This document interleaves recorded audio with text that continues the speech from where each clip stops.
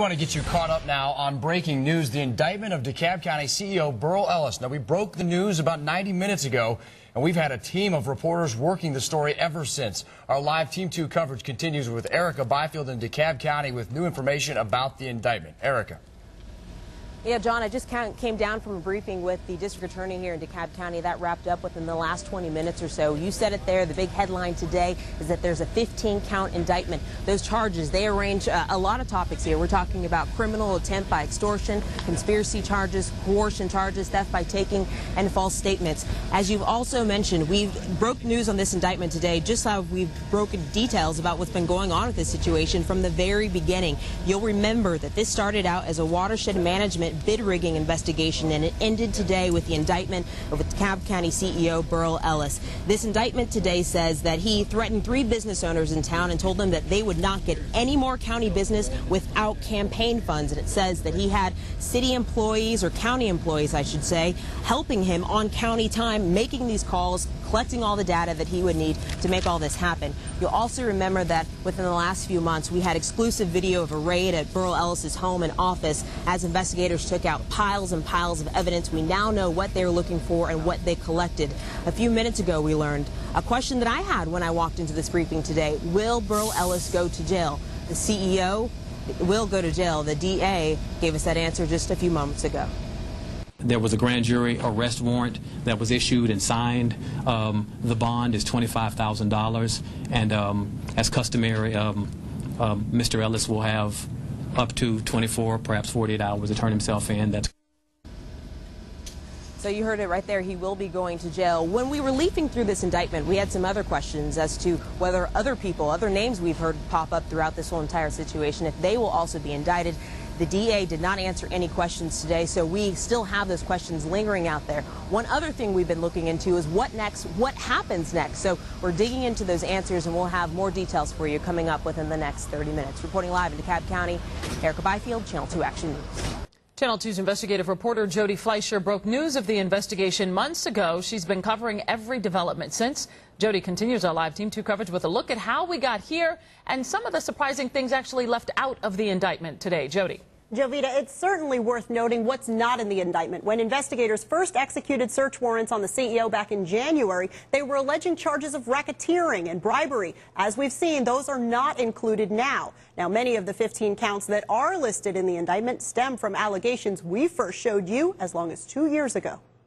I haven't done anything that I'm aware of, and nor has my staff done anything that I'm aware of that is inappropriate.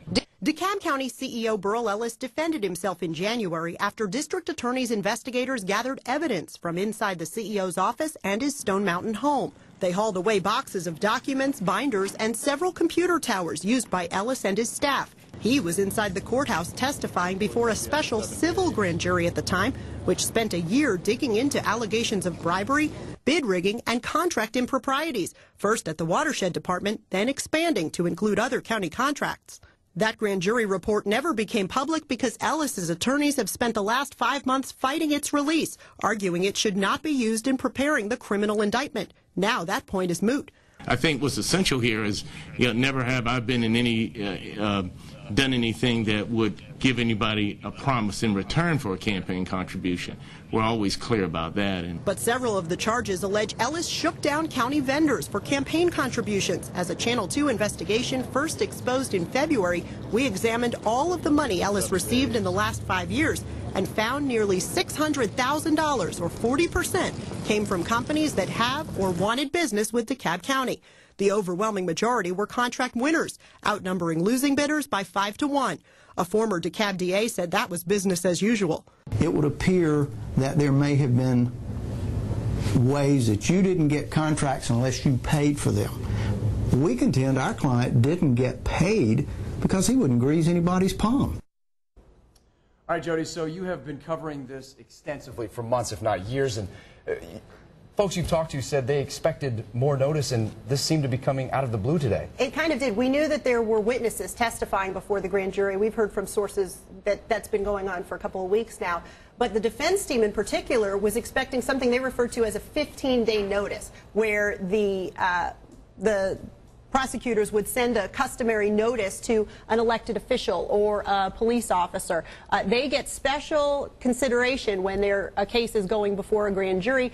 Sometimes, like officers, for example, get to actually be present for some of the grand jury testimony. But apparently that did not happen in this case, because it appears the defense team was actually caught off guard by this as well. So no 15-day notice was sent in this case, and they thought that an elected official such as the CEO would be afforded that consideration. Some notice. Okay. Well, Jody, thank you. We know you will continue covering this. We also have reporters and photographers out there at the DeKalb County Courthouse as well.